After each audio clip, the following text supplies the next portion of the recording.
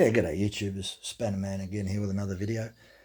Today we're going to talk about depth gauges that I reviewed yesterday. We've had a lot of comments, a bit of negativity, so I just want to probably go over why I dislike this type of gauge because it's not hardened. And I'll give a quick bit of a demonstration. So any gauges that are not hardened, to me, they're rubbish. And I'll tell you why. I'm not a weekend warrior that uses a chainsaw a couple of times a year. I use a chainsaw quite a bit. So I've got to do a lot of maintenance. So I want quality tools, not ones that are made out of soft metal. And I'll show you why. Okay, so this particular gauge here is to be used for checking purposes only. Same as this other one here. It is to be used for checking purposes. It's not good enough that you can run a file over the top. You can't leave the gauge in place and file. You can't have a one-step operation with this type of gauge, and that's my point. It's too time-consuming, not to mention this gauge was invented by Joseph Cox from the Oregon Tool Company back in 1953 and had a worldwide patent by 1955, as well as his Cox chipper chain, which also had a worldwide patent. So, in 1963, I think it was, a man by the name of Ray Carlton from the Carlton Chain Company invented the progressive depth gauge, called filer plate. You can still get it today. So, why am I against this type of gauge? If you're a weekend warrior or a newbie that's just got a chainsaw and you only use it every now and then, I guess you can get away with this.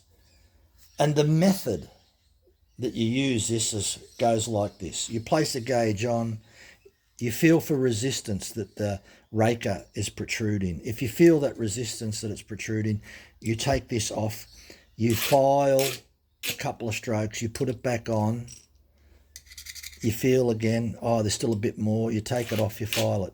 You repeat that process until there's no more resistance, and that's the end of filing that, and you may take it off and just round the edge off a little bit. So using this type of gauge, you might find out that you've got to remove the gauge 3 or 4 times until you're happy that you've got the raker at the right depth. So this is very time consuming because it's not one tooth you've got to do. You've got quite a number of teeth. On a 20-inch chain, you've got a total of 18 teeth a side, so it's 36. So if you've got to take this off 3-4 times, that's over about 100 and something times that you've got to take it off and on, and the same with the file. So when I've got about 3-4 chains that I've got to do, I'm trying to get through those chains as most efficient as I can. I don't want to be playing around with these cheap gauges that are soft and then they'll file away. So what I'm trying to tell you is that this type of Stihl gauge, progressive raker gauge, has got a rock wool hardness, as you can see, 62 rock wool hardness. These gauges by Stihl were brought out, even though the technology from Ray Carlton goes back to 1968, Stihl decided in their wisdom, by pressure for the arborist groups out there, why didn't they release one of their gauges? So in 2017 they decided to bring these out. This gauge is harder than the file.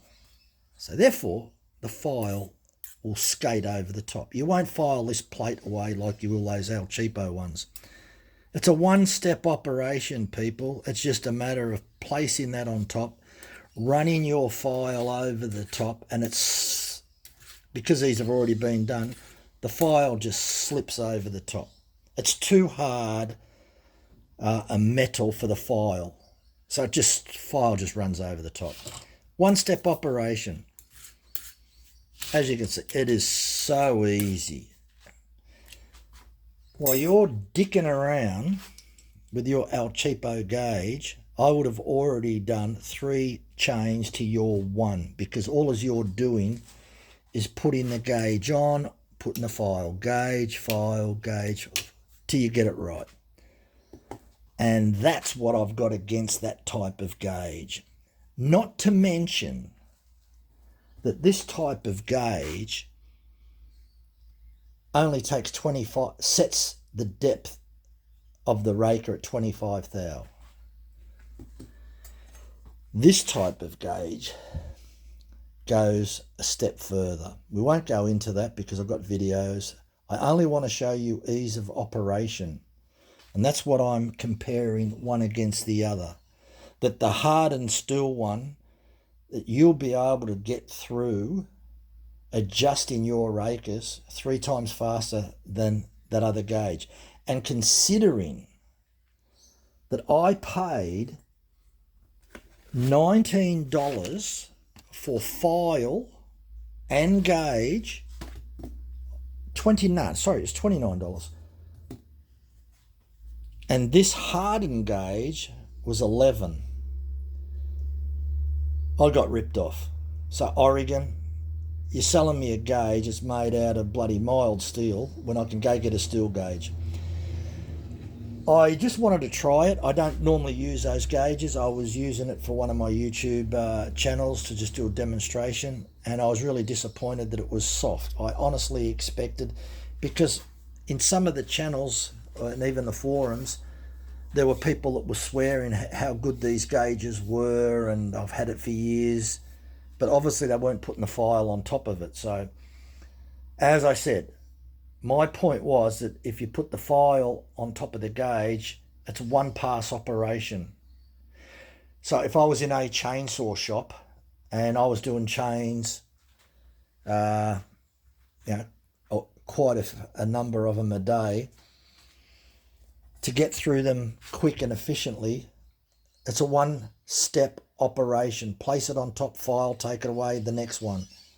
And as you can see, and I'm sure to all those newbies out there, that if you're using one of these gauges, that you place it on one time and you check.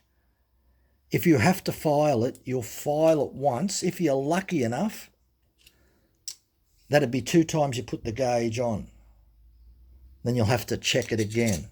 So the minimum that you can get away with is 2 times. But it's probably more like 3 or 4 times. And then, as I said, you'll have to get the file and make sure that you round the edges off too. Whereas this has got like a bit of a ski jump. It's on an angle.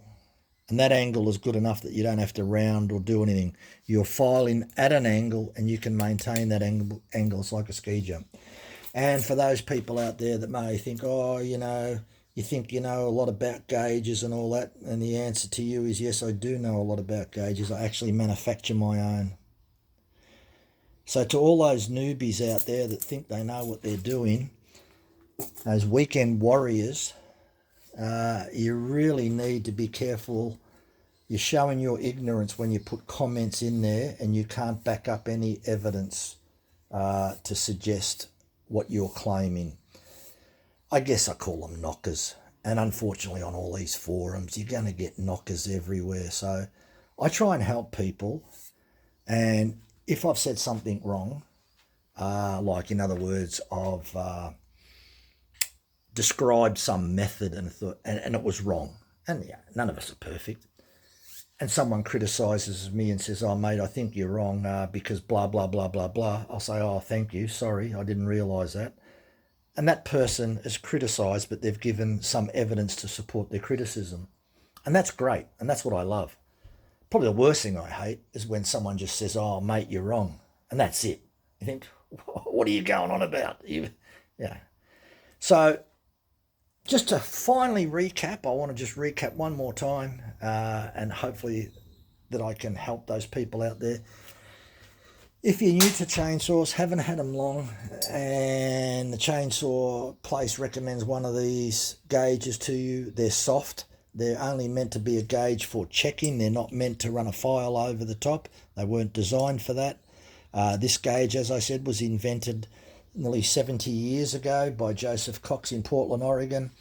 They're only meant to feel the resistance. If you have to put them off and on constantly, alternate between the gauge and the file till you get it right. Time consuming. very, very time consuming. Whereas this gauge here, it's placed on once and once only, and you file. And as I said, believe me, this file, it feels like I've got oil on there. It's so slippery. It just slides. It's like it's Teflon. So do yourself a favour, people. I'm telling you, if you've got one of these, grab it, put it in the drawer. Get one of these, you'll thank me. Anyway, thanks for watching. Bye for now.